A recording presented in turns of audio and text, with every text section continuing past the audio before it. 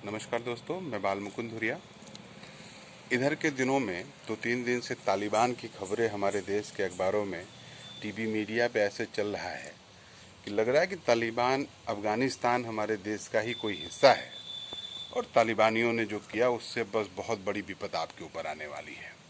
इस तरह का पूरा माहौल बनाया जा रहा है और इसको तमाम एंगल दिया जा रहा है, वो आप समझ रहे हैं। मैं कहूँ इस जरूरी नहीं है, लेकिन अगर तालिबान के बारे में जानना, अफगानिस्तान के बारे में जानना हमको इतना ही ज़रूरी है तो हमें ये भी जानना चाहिए कि 1996 से लेकर 2001 तक तालिबानी शासक अफगानिस्तान में हमने देखा और पाश्चात्य दौर का जितना भी क्रू और अमानवीय कृत्य आप सोच सकते हैं वो आपने तालिबान के शासन में अफगानिस्तान में देखा।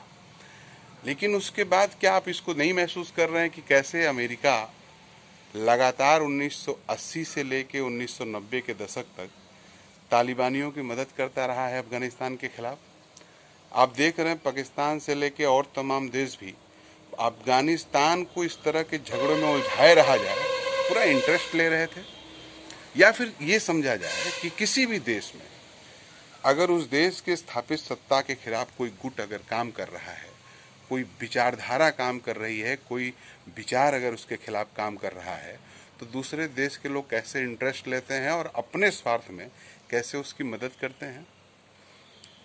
आज आपके ही देश में जो मूढ़ विचारधारा के लोग जातीय सांप्रदायिक हिंसा की बात करते हैं और जब भी मौका मिलता है तो उसको भड़काने में जरा भी पीछे नहीं छूटते हैं।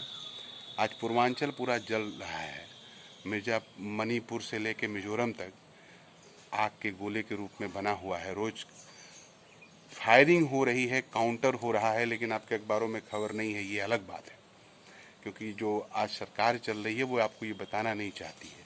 जम्मू कश्मीर में क्या हो रहा है ये दिखाना नहीं चाहती है।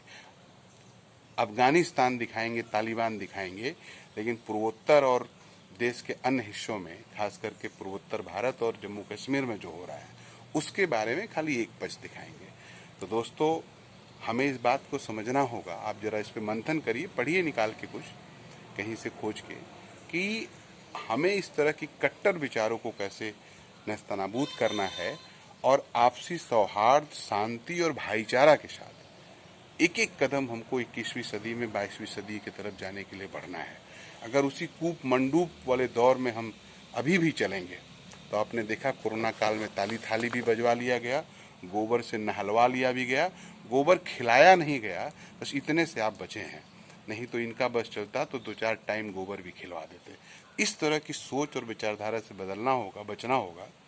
और आज इस दौर में, संकट के दौर में, हमारी सरकार को अफगानिस्तान के जो बच्चे हमारे यहाँ देश में रह के पढ़ लिख रहे हैं या जो लोग भी हमारे देश में हैं उनकी सुरक्षा की गारंटी करनी होगी।